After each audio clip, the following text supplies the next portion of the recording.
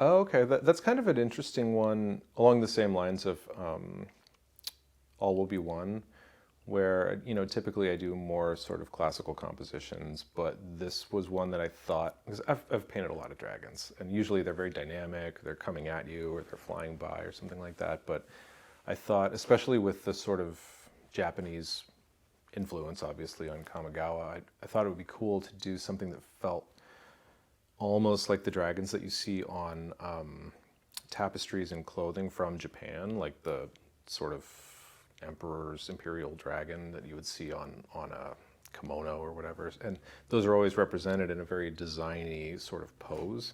So I thought painting that realistically would be interesting.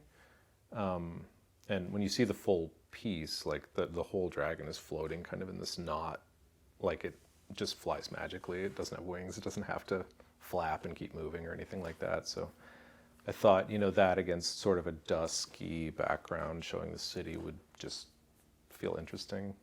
Like that's so much of the problem solving with these assignments is like every 6 weeks it feels like you just pulled a slot machine handle and it's like, oh, I guess I'm doing this time. And then I guess my main goal is always to just try not to repeat myself, try to do something that is a little bit unexpected or a little novel, which again goes back to what we were talking about cutting new ground and trying to not get bored, but also just trying to push yourself and do something new. So you're growing ideally.